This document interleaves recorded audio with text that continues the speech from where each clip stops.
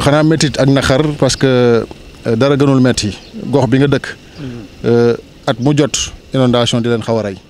dara gënul metti nga jóge ci ab gox saay boo dellu see rek amul dara lu fa changé situation bi nga xam ne moom la ñuy fekk njaareem nag je pense ñëpp ko naqarlu boo xoolee at yi ñu jógee ñëw nañ fi def li nga xam ne mooy évacuation des eaux ci inondation yi nga xam ne am na fii yaakaaroon na nag politique publique yi danañ ko jël en compte defar li nga xam ne mooy système assainissement ba ndox mi bu demee ñëwee jàll alors constaté nañ que ren dafa gën a jéggi dayoo parce que zone yi nga xam ne daawul inondé muy ci biir marché bi ci biir place su jàmbur yi bi ñu fi duggee yëpp ay naqar ak tiis lañ fa fekk parce que nit ñi tëj nañ seen i boutique tëj nañ seen i magasin mënuñoo liggéey ndax ndox mi donc li ñu yaakaaroon mooy liggéey daan seen doole am lu ñu suturloo mais malheureusement ak inondation yi kenn mënul liggéey loolu nag mu nekk aw tiis woo xam ne ñi leen ko teg ñun xam nañ ko donc mbir mi booy wax da ngay duut baaraam fi nga xam ne foofu mooy metti fi metti nag fan la mooy autorités yi nga xam ne ay cuune lañ nekk ci dëkk bi di tambaambaalu bu politique jotee ñu nax askan wi jox leen ay 5000 francs ay saakuy ceeb ay diwlin ay suukar ñu voté leen bu ñu leen voté leen ñu won leen ginnaaw dem tëdd Ndakaaru ki nga xam ne nag mooy le premier magistrat de la ville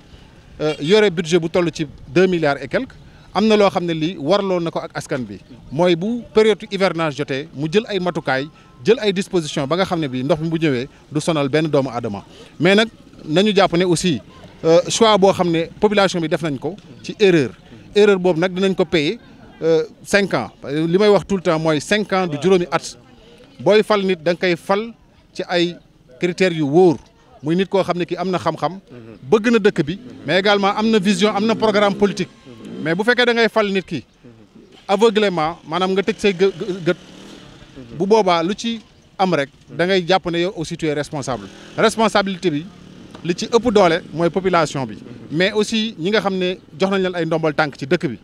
war nañu mën a taxaw askan bi parce que ku ñu jox ndombal tànk jox la budget boo xam ne war na dem ci environnement war na dem ci assainissement war na dem ci planification war nañu dem ci la jeunesse war nga jël xaalis boobu nga xam ne da nga ko war a delloo askan bi nga def ko ci secteurs yi nga xam ne c'est des secteurs névralgiques ñu war leen jàppale gën leen dooleel. bon man xam nga citoyen la man doomu Njaareem laa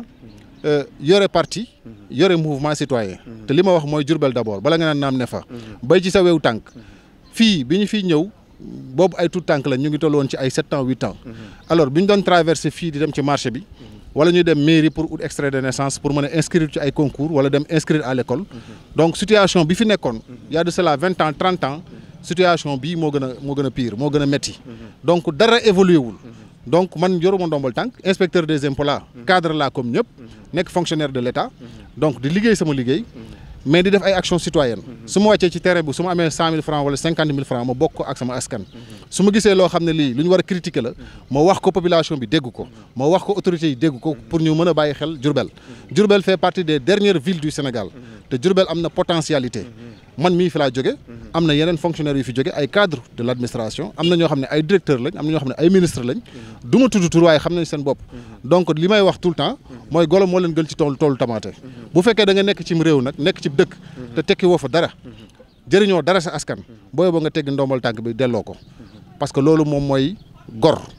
gor su fekkee ne yow li tax ñu fal la pour nga goree delloo ci askan bi mënuloo ko da nga war a tekki sa ndombal tànk parce que askan bi ñoo lay fal askan bi ñooy cotiser ay impôts ñu la ciy fay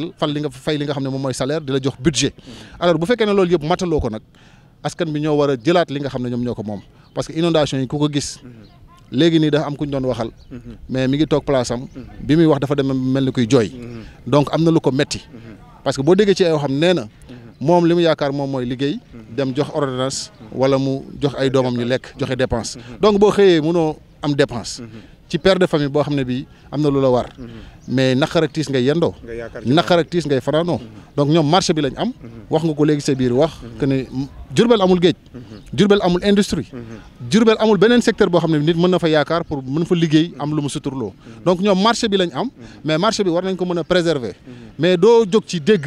ñu ne marché Ndoumbé Diop lakk na wala marché Ndoumbé Diop inondé na te ki ñu ko teg nag xam nañ ko muy le maire Malick Fall cuune la munul dafa tële te nanguwul delloo le tablier politique bi muy def amul vision politique da ngay teg ci programme da nga koy teg ci njàng mais da nga koy teg ci aussi bëgg fi nga dëkk bëgg sa réew bëgg sa askan am yërmande ci askan wi dara gënul ñaaw nga nekk autorité ci réew ci dëkk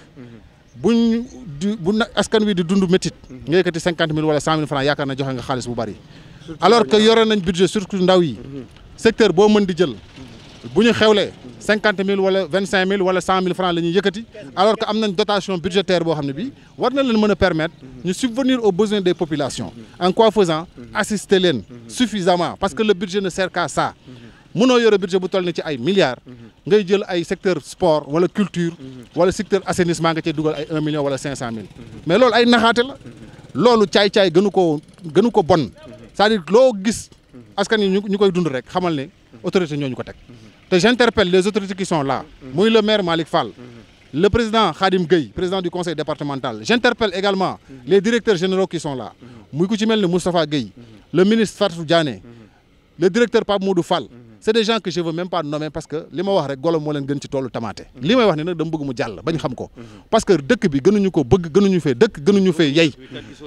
ñoo bokk dëkk bi liñ leen jox dañ leen ko jox pour ñu dimbali askan bi mënuñoo dimbali askan bi mais qu'il dégage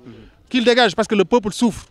nit ñi dañuy xëy duñ am lu ñu dugal seen biir gémmiñ nit ñi dañuy xëy bëgg a faju duñ am lu ñu jëndee ordonnance alors la jeunesse a souffert les jeunes les étudiants les commerçants les artisans ñëpp dañu sonn foo laal rek fépp dafay metti donc solution bi daal lan la man à mon niveau du ma jóg ci dimbale waa Diourbel li ma am muy sama salaire dinaa ko jël mobiliser ko jox leen ko ñu ut ay camion citerne ut ay moto pompe évacuer ndox mi nga xam ne moo fi nekk mais loolu situation temporaire la maanaam li ne këtt na jonn war nañ ci mën a ut saafara mais lii tax mu jóge fi ilaa yow mi diini programme politique la te programme politique boobu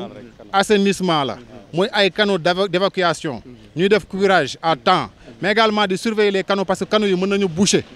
mais programme politique boobu war nañ ci mën a développer yeneen secteur mais pourquoi pas développer la pisciculture c'est-à-dire Diourbel mënoo ne da nga am problème mu ndox mu baax nit ñi du ñu naan ba mandi ba pare tout le temps nawet bu ñëwee ndox mi fees fi dell donc ndox moom sax mën nañ ko exploiter mais il faut un programme d'assainissement il faut un programme de curage des canaux il faut un programme de canalisation boo xam ne bi maire bi moo ciy dugal loxoom mais les autres secteurs comme l'ONAS mais ñu jàpp ci ak les sapeurs pompiers tous les services de l'État yi nga xam ne ils sont interpellés ñu jàpp ci mais ndox moomu war nañ ko mën a exploiter def ci ay pisciculture pourquoi pas parce que romb nañ ay xale léegi ñu napp jën donc def ci pisciculture ba nga xam ne bi li nga xam ne dañ koy jéggaani di ko jëndi ay Joal di ko jëndi ay Mbour di ko jëndi Ndakaaru muy jën te nit ñi soxla ko marché bi soxla ko mais ñu koy exploiter fii à Diourbel pourquoi pas aussi ñu def jardinage parce que comme ndox mi ngi fi ñu def jardinage di développer ay culture légumes voilà di ko jaay ci biir dëkk bi ñëpp gis ci seen bopp mais Diourbel mënul nekk rek tënku ci ay autorités yoo xam ne ay cuune lañ pour autorités yoo xam ne amuñ programme politique amuñ vision te jeunesse bi am nañu xam-xam am nañu xarañtef am nañu gëm-gëm am nañu respect parce que boo xoolee Diourbel lu tax jeunesse bi ne teg c'est parce que dañ jàpp ne Touba ak Diourbel benn la te ñun ñëpp sëñ Touba lañ gëm dañoo tënku ci li nga xam ne moom mooy wax ndigalu sëñ bi mais nag bu demee ba sës il faudra que jeunesse bi aussi mobiliser wu xeexal seen bopp jógal seen bopp ne ñun dañoo bëgg suñu dëkk développer pourquoi pas se concerter avec les autorités religieuses waxtaan ak kilifa diine yi waxtaan ak kilifa aada yi pour ñu xool ban politique la ñuy teg mais également képp koo xam ne kii bëgg na nasaxal li nga xam ne mooy économie bi ñu taxaw contrecarrer ko.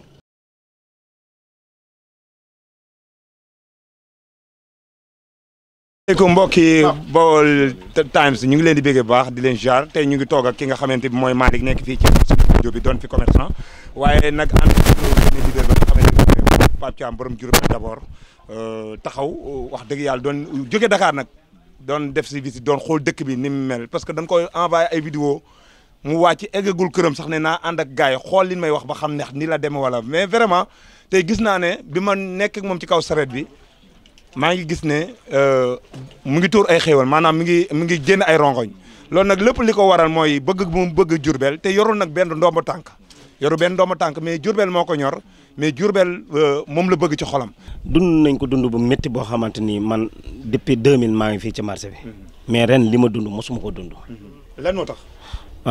maam dëkk bi amul xaalis. ñu ne déetuwaay ñu tali bi fees dell ak ndox ñu lan ñëw ak néew sax ñëwatuñ. nga yor kër maximum bët bu set di nga génne junne joxe ko. billaahi wallaahi tallaay. bët bu set di nga génne léeg-léeg ñu ne la da ngay wàcc rek ñu ne la ordonnance. soxna si daanu wala xale yi daanu kenn. courant bi seer. looloon fay junne léegi ñaari junne ngay fay ci courant bi ñëpp xam nañ seeraayu courant bi dund gi waxaale ko loo leen jox soxna yi loo leen jox ñu ne ma marché ba dara nekku fa maam li ñuy dund fu mu nekk nii dafa métti métti bi nga xamante ni mënu ma la ko wax maam dama la koy wax nga comprendre waaye su ma la ko xool su ma ko génnoon du la ko wan nii sax da nga naan lii amul fii Diourbel ci jàppee dañ koo jéem da nga leen di gis sax doo leen gis billahi lii dafa métti lii ñuy dund barki alxuraan dafa métti ji nga ndox mi depuis ñaari semaine depuis alxames. man bi may ñëw dama xuus. waaw léegi même président Pape Thiam bi muy ñëw dafa. mais grand bi lii muy def ni ñun mosuñu koo gis mosuma koo woteel te fu ma taxaw dama naan xeexal Malick Fall fu ma taxaw damay xuloo ak moom mais tey jii nii lu gën a métti lii nii gis ñu ko. waaw léegi dana yor ndomb tànk. billahi wallahi tallahi dina ko am. su fekkee lii muy wax dëgg la ci moom maam doomu aadama yi ñoo ko ñor barke billahi wallahi dina ko am. si nga doomu aadama yàlla moo ne wala xadd karam naa bani aadama lépp lu ma bëgg lépp lu ma bind rek doomu aadama nga waa léegi yow lu fekkee ne sa yitt yëpp maam da yàlla dalaa jox si wërsëg nga jëlaa wërsëg woowu di ko delloo ci askan wi nga yaakaar ne yàlla dina bàyyi loolu mu nax saay non sama loolu mënut a nekk kenn ñëw fii kenn du fee ñëw ñi ngi am DC Moustapha Gueye Pape Mor Fall am nañ Malick Fall am nañ Pape Mor kii Mor waay ñooñu kenn rek bu fi ñëwoon daa waa ñooñu ñëpp waa léegi lu tax ñooñu ñëpp ñëwuñ def comme lii pour lan lu tax defuñu pour lii te ñun xamuñ ñun waa man xoolal dama lay xamal benn affaire billahi wallahi taala ñun waa Diourbel lii moo ñu gën a métti ci Diourbel lii nii ndox mi moo ñu gën a métti ci Diourbel léegi nag ku ñu si fekk si ñun xamuñu yow yaay kan xamuñu loo ñu fi nekkee xaw ma ban lan nga fi nekkee kon nag kii nii nga xam ne moo déplacé ñëw ba ci miir du xuus ndox mi Pape Thiam mi nga xamante ni yow dootuma fàtte turam c'est pas normal mooy fàtte turam Pape Thiam mi nga xam ne moo xuus ndox mi ñëw fekk suñu fii billahi wallahi maa ngi koy ñaanal yàlla lépp loo xam ne bëgg na ko ci doomu aadama yàlla na ko yàlla yombalal yàlla na ko yàlla yombalal parce que lii nii billahi wallahi suñu xol sedd na ci nii mu def nii yombul ñu daal wax dëgg yàlla fu mu nekk nii suñu xol a jaax liñ bëggoon a wax yëpp manul fii sëñ Pape di ko gërëm di ko xamal ko ne lim ñu defal dafa rëy ci ñun parce que nit bu ko xeebal jàng kàttanu yàlla parce que am na nit ki am lu ko yëg parce que ñun bu man macha allah ñëw sama place fii war na sëñ Fall di ma tooñ mu sant Fall ma sant ñang muy kalante ak man ba ndox mi jaare jaaru fi soo ko wàcc téléphone doo ko jot pourquoi ñun ñoo ko fal pourquoi pas ñu dem mu jox ceer ba mu joxoon parce que ba ñu soxlaa dafa ñëwoon ñu xeex ngir moom tey situation am na mu daw bañu ma nga tabax ay këram Dakar toog c'est ça le problème kon nag sëñ Pape ñu ngi lay sant di la gërëm di la ñaanal xéwal di la xamal ne la fii moom na sa xel dal secteur bi ci kàttanu suñu borom li nga bëgg di nga ko am bu soobee suñu borom. pratiquement ñoo bokk génération donc am na ci loo xam ne dund ngeen ko jamono yi sax man bi may nekk étudiant dund naa ko ci ay jafe-jafe donc ma doon ñëw fii di gis marché bi ni mu mel di gis njaareem ni mu mel mu metti ma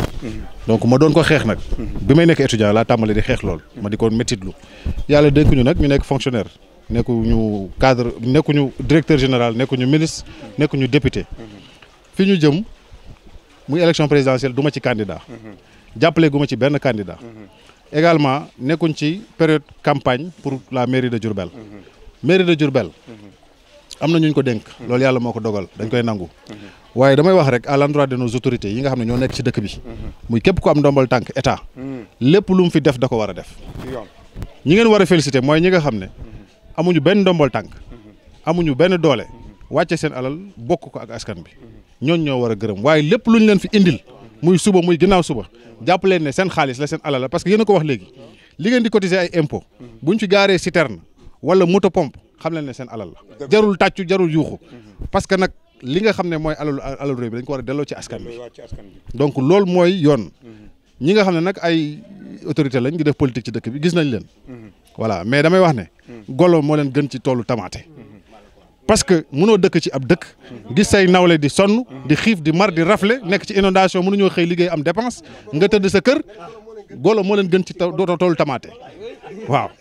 non je te dis hein parce que ces autorités là il est temps que ñun la jeunesse ñu dajaloo nekk benn say xam li ñu bëgg xam fu ñu jëm am benn objectif mooy suñu gox d'abord waxuma sax Sénégal mais ku nekk gox ba nga dëkk fexeel mu baax te ci marché bi lay commencer parce que marché bi mooy développer économie ku nekk boo wàccee li nga fiy for as tuut moom ngay dem sutur la ak sa njaboot donc nit ki li koy may sutura ak njabootam loolu ci nga war a taxaw parce que loolu mooy politique première maintenant li ci des nag mooy politique assainissement parce que li ñuy wax nii tuyaux yi ñu branché fii ak moto pompe yi ñu teg mënul dégager ndox mi ñun li ñu mën a def mooy gérer benn situation boo xam ne bi c'est présent mooy li fi xew nii ñu gérer ko nu ñu koy gérer ba taw bi di ñëwaat ñu jéem ut beneen solution boo xam ne bi ndox mi bu ñëwee demal boppam mais il faudra que lii nii ñëpp dégg ko ñëpp gis ko muy ministre yi muy DG yi muy bépp autorité boo xam ne bi yaa ngi yeewoo ci dëkk bi bu jaree sax ñu dem ba ci seen Muntaxa xeexal ko suñu bopp parce que ñu ñëpp ay taalibe lañ Serigne Touba lañ gëm te dëkku Serigne Touba bi dafa war a set dafa war a sell ku fi yeewoo da nga war a am loo mën a suturloo ak sa njaboot donc en tout cas maa ngi leen di masaw bu baax di leen wax ne man je suis avec vous li may xeex soxlawuma ci président soxlawuma ci ministre soxlawuma ci directeur général dinaa continuer di def lu baax ba yàlla suñu borom dimbala ñu gën a am doole ñun ñëpp te su may am doole naa ko bokk ak samay mbokk su ma ko naree am mënu ma ko bokk ak samay mbokk yàlla na bu ma ko am ku mel ni sama grand Xaadim Fall démb gisoo ndox mi ba ci biir place ma dugg aw Jóob mi ceeb ak diwlin parce que lu bari dafa yàqu wallaay sama xar yi ma àndal fee ñoom am di jom parce que ay ñoom Fall ñuy 15 jours xëyu ñu ci ay boroomi kër ñoo jël en face kër billaay day xëy rek tëdd ci borom kër loolu dafa ma metti barke Sëñ Tuubaa dafa metti sama xol même ñun ñu jiima tëj nii sax kas nii sax sa xol du neex que xoolal lu ëpp lii xoolal 200 places ngi nii yoo xam ne nii kenn ubbiwul ci ay boroomi kër te amul kenn ku leen joxal dépasse metti na quoi mais lii moom sincèrement pare dañ ci war a jóg bi nag avant la woon quoi avant la woon avant ndox mi ñëw lañ ci waroon xalaat xool nuñ ko évacuer ba mu dem loolu moo nekk yoon quoi mais fi ne lii ne kët ne jonn fi ne nii coolee bari rek waaw xam nga Pape moom nit la ko waxee tey jii ñun bu ñu waxee sax ñun dañ naan yéen waa làmb xam nga dañ ñoo am fu ñuy féetale parce que tey gars yi buñ gisee kuy waaw pour wax rek xam nga kuy jàppale làmb tey jii rek boo waxee rek ñu ne kii kat làmb lay jàppale moo tax waxee nangam fekk na déwul noonu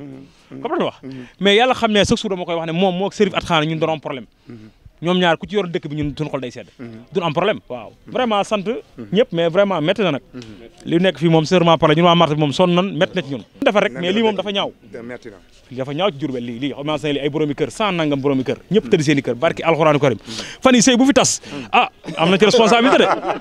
mais ku yor mais boo yor loo jox sa njaboot nooy def say doom lekkuñu lii bu ñu fi école waaj ubbi léegi foo jëlee ay yool loo jëndal say xale gars yi na ñun safar fii xoolal da nga doon fekk fii di dund ñu yaakaar na ñun tey ñu ngi suba la màggal mais barki alxuraanu karim da ngay toog sa di xalaat ndax màggal ñëw na bëgg dem bi ne maa lënd bi ñëw dafa dé zaman loolu mën ta nekk di wax suñu autorité ne nañ gën a góorgóorlu parce que tey dëkk bi ñun ñoo ko bokk ñun ñëpp ay doomu Jurbel lan comprendre lii dañ ko waroon liggéey